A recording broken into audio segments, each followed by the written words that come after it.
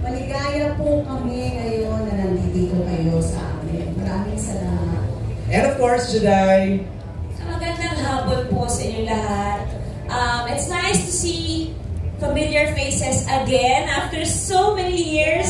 Thank you po for your time. Ito pa lang, binigyan niyo kami ng maagang pamasko. Merry Christmas. Thank you, Juday. Bago natin simulan ng Q&A, meron tayong special preview. Panoorin natin. Grandest press ko sa lahat ng festival entries. Kiklaim ko na yan ha. Kaya Happy naman! Kaya ako na lang unang tatanong bago natin ipasa ito sa media and mga influencers. So how does it, lalo na mga first timer kay Direk Chito, how does it feel working with Chito? What can you offer in this now? First time mo ba? Hindi na, di ba? Sino ba mga first timers with Direk? Direk Chito. Ayun, si JC. JC, ikaw muna, JC. Please. Pag yung mga girls. Sino sanay na? Mga tanong natin si Lorna. Yes, JC. Ako po, Direk Chito, he reminds me of my theater mentors. Galing din po siya sa theater. And what I mean about that is, kapag sinabi ni Direk Chito na isa pa, that means kailangan mo pang galingan. Pag sinabi niya, oh, next sequence or next shot, ibig sabihin, good. So, and Direk Chito, tingin ka naman ka JC. So, ang pinaka-punto ko doon is that in this, working with him or probably in this industry, you have to be friends with mistakes, failures, not looking good, and not feeling good. So, I think sa natutunan ko din sa theater, we kind of do the repetitions. We look for failures para we can navigate through it at so that we can avoid it. So, sa bawat sige, isa pa, ibig sabihin, meron ka pang kailangan patunayan, kailangan pang galingan. So, mas gusto ko yung training na yun, and I like the discipline and I respect that with Direk Chito. And I'm glad I'm working with him. I worked with him. Thank you. This is first time mo ba? Or second time? Or third time? Fourth time na? I think it's my fourth or fifth time with Direk Chito. Okay, how do you feel? Working again? Sanay na kasi ako sa kanya. Bakit meron So, ba? hindi na niya ako masyadong natatakot. Okay mo? Oo. Noong una? Chika ko na siya. Oh, But you know, it's always a joy working with him. So, kailangan lang talaga pagkatrabaho mo siya, hindi ka sensitive. Yun lang. Kasi it's about the work. It's nothing personal. I love you. I love you. So, siyempre sanay ka na sa horror movies. Anong difference naman ito sa isang tao? Matagal na ako hindi gumagawa ng horror. Kaya medyo na-excite ako dito. Difference nito is nung una hindi ko alam ang espantado, kung ano siya, at anong ibig niya sabihin. Pero as you get to do the movie, kailangan ma-experience mo para maintindihan. Thank you. How about Miss Chanda? Yes. Yes. First time, second time? My third time. The first Okay, time was yeah. in 1989 for Olonga for the Great American Dream. Another one was sa Viva Film, 1995, if memory serves. But this is my first in decades and my first horror with him. Alright, so Chito ron yun. And now, Na horror din. Na horror din. Horror kasi it's the way the way he does it is he will expect you to know what you're doing. At kung medyo ano ka, ang lang yan, rehearsal, pag nag-rehearse ka at ano gagawin niya, Chanda, hindi ko gusto yung attack mo. Pati talaga. Diba? So tama yung sinabi ni JC, kung sensitive ka, hindi ka talaga, but that's the way he motivates you And you motivate yourself by not being thin-skinned. Parang, okay. So, hindi ako dapat maging complacent. Dapat on your toes ka palagi ng Chito. But it's really rewarding. Mamaya, ito na, si Juday na muna na-comeback after several years. Wala. Yes, with first, second movie with Direk Chito. Parang yung first movie ko with Direk Chito, drama. At saka dalaga pa ako nun, dahil. Dalaga ka pa rin? Yes! Dalaga pa ako nun. Ngayon may dalaga na ako. Yes. And ngayon na lang ako ako ulit, after a decade na lang ako ulit nakagawa ng horror film. It's always nice to work with Direk Chito kasi, ano yun eh, what you see is what you get. Pero pipigain ka niya. Pero yun nga, pag nakuha niya na yung gusto niya sa'yo, okay na tayo, move on na tayo. Pero pag hindi ka naman makakarinig, pero mararamdaman mo na kung saan yung parte na kailangan mo husayan, puliduhin and all. Happy lang ako na, naririnig mo ba? Naririnig mo ba? Happy lang ako na, the whole time that we were doing this, parang mangilan-ilan lang yung mga eksena na nakapinidirect yung Espanta.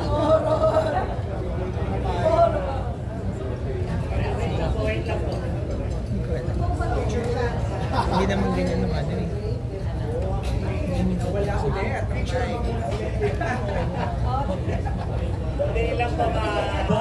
Napunto tayo kay Juday. So yun lang. Sinabi ko, ang recap doon is, happy ka na...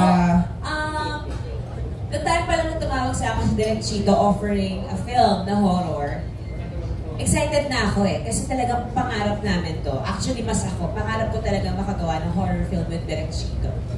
Walang tanong-tanong, walang ano-ano. Sulat ni Chris. Si Atty. Joji ang magpo-produce. Okay ka? Okay, go. Wala pang script ha, wala.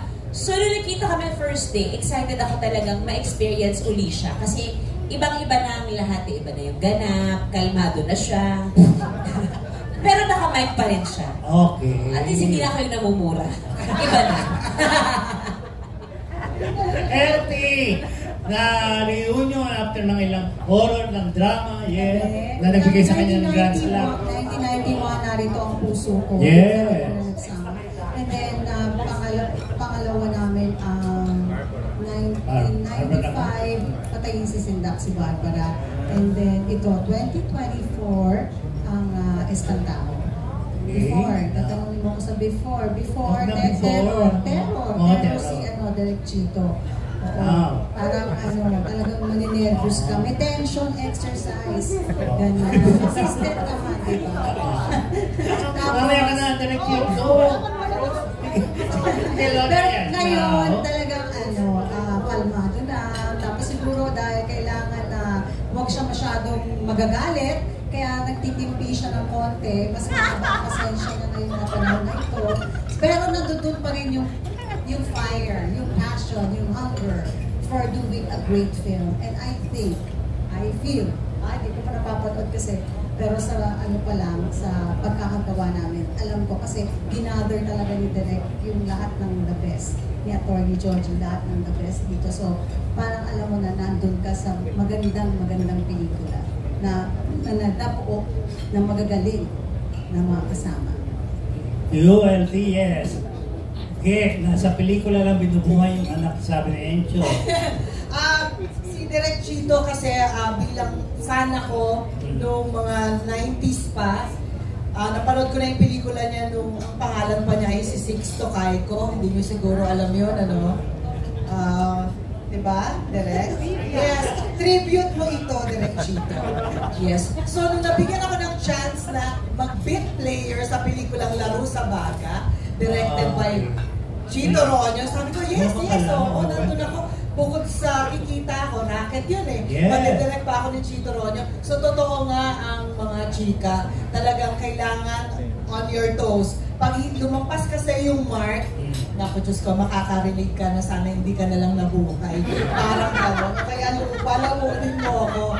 Pero syempre, ginalingan ko. Kasi theater arts student ako, dapat magaling ako. So, hindi naman ako naputukan noon. Tapos hindi na kami naulit. Pero dun sa pagkakataon na yon, si Cherry Pie Picache, pinagtapat niya kay Direk Chito. Sabi niya, Direk, yun si Eugene Domingo, takot sa'yo yan. So, anong sabi ni Direk Chito? Ba't siya matatakot? Sikat ba siya? Sabi! Yun ay noong 1990. Okay. Tapos, biglang sumikat si Oge. Nakita kami ulit sa ABS. Direk, hindi na ako natatakot sa'yo. Tsaka sikat na rin ako. Pero hindi pa rin niya ako kinuha. So after nun, nagkaroon kami ng magandang bonding sa Italy. So mas naunang naging friends kami bago kami naging magkatrabaho ulit. So sinasabi ko na sa inyo, kung nakakatakot man, sinasabi nila nga, direktor si Direk Chito, but as a friend, as, you know, parang ganyan, yung kachika mo, he's very generous, especially with all the information he can give you. He's frank because ayaw niya namang bula-bulahin ka sa hindi naman totoo. And he really knows what he's doing.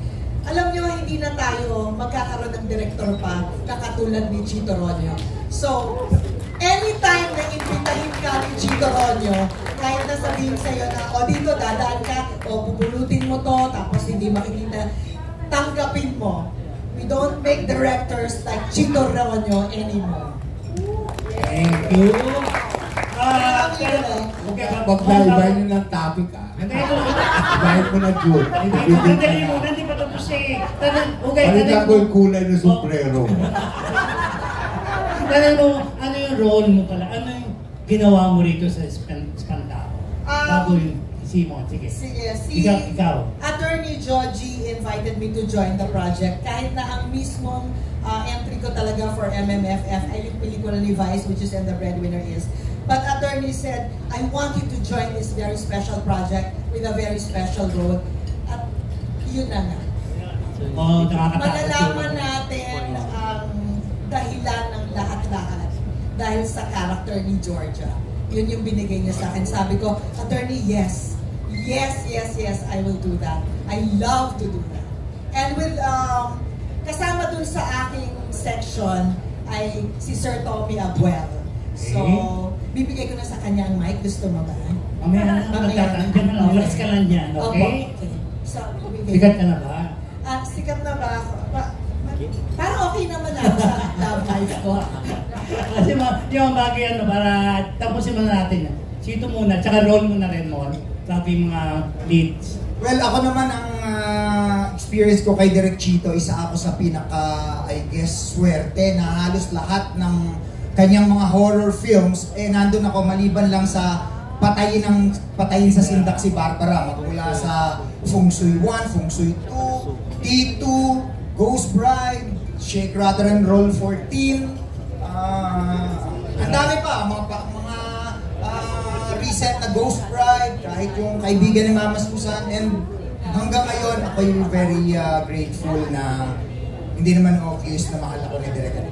Si Direk naman ay isa sa mga naging, kumbaga, pinagubutan ko ng discipline magmula nung ako'y nagsisimulang artista. Dahil syempre, sabi nga nila, pag Chito Ronyo dapat, on toast kay. Yung role mo dito, Mon? Ano itong ginawa mo dito pasako? Ito, medyo hindi kontrabida ang role ko dito. Part ako ng second family. First family pala, sorry. Ng first family. At itong pamilya namin yun, di ba? Magkaala. Oo, biglang sumulpot doon sa, kumbaga, burol ng aming father. Yes. Sir Tommy, o naman. And your role too, para ganun tayo, para pulisin ka.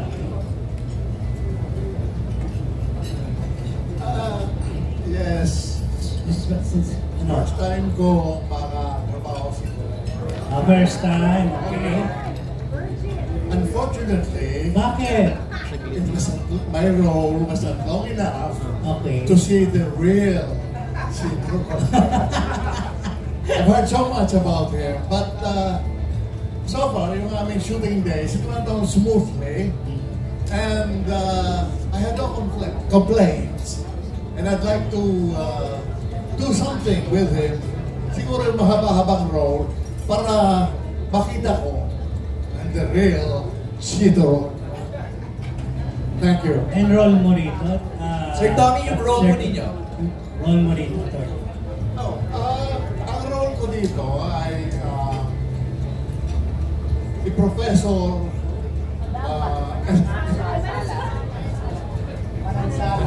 Manansala. Professor Manansala.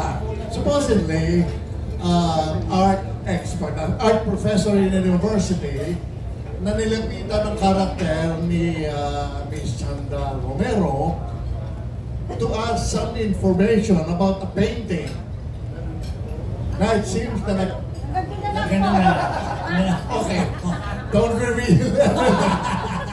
Ang professor, in-enroll ko some art professor in a university. Yun lang po. Everything is secret. Nakaka-intriga yung sinabi ni Sir Tommy. Bigla napatingin ako sa painting. Yes, Nico. Thank you, Sir Tommy. Nico. Hello, third time ko na po makatrabaho si Direk Chito. First was in Emir as a talent.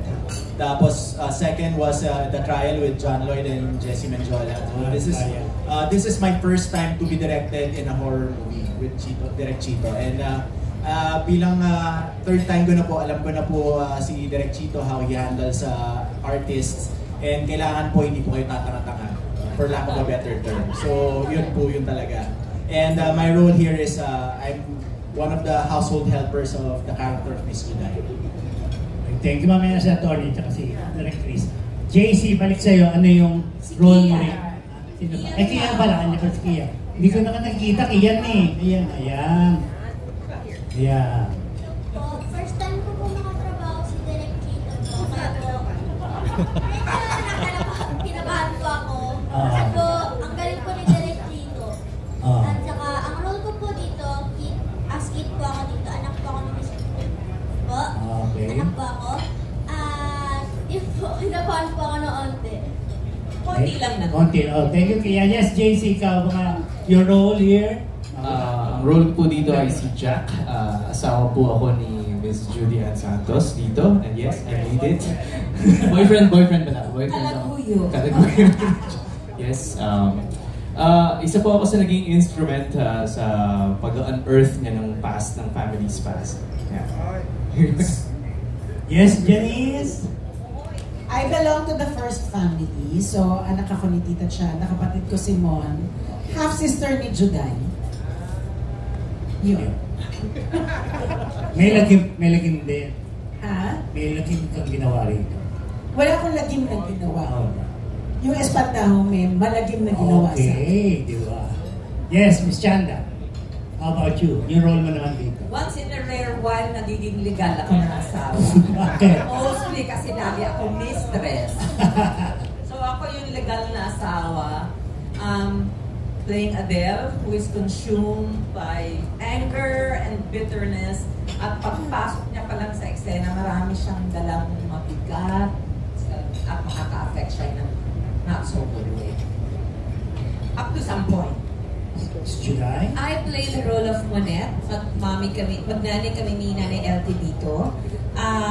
Ako ang nag-alaga sa father. Kami ang second family. Kami yung nag-alaga when yung tatay namin ay may sakit. So basically, nandito ako to preserve the legacy and yung mga properties and all. Kasi malaking factor sa kanya na panghawakan yung memories ng kanyang ama. And to try to, pero maganda ang relationship ng magkakapatid. Parang hindi ba for a change, ngayon lang tayo makakita, I think, ng dalawang families na okay yung mga anak. Kahit na dalawang pamilya sila. So I think it's very refreshing na ipakita yun sa Pilipino na it's totally fine to have a big family as long as you get along dahil isa lang naman ang mga magulang ninyo at sa buhay. Okay, thank you. Yes, LT, ikaw naman. Si Rosa na pangalawang pamilya ni Pabling. Si Pabling po ang pinag-aagawan namin. Wapo niya kasi. Sa pangalan pa lang, di ba? Pero Pablo talaga, di ba? Pablo talaga. Ang kanyang nickname lang ay Pabling. Oo.